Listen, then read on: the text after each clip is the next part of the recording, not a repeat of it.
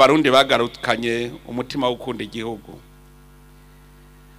Ikimenyetso ca mbere nabonye nuko ubu abacyoza igihugu cyabo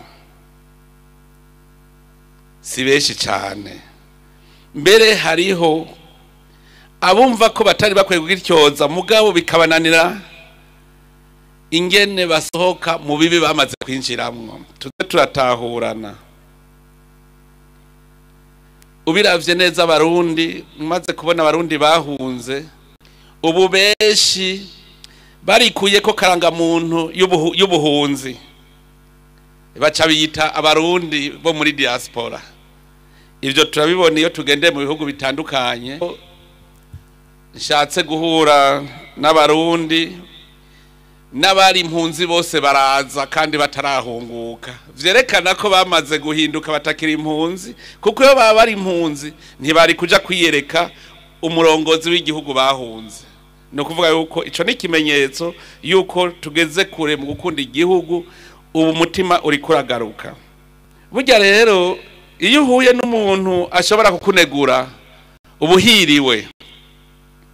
ubuhiriwe ni ikintu maze kubona, ni ikimenyetso kitabesha.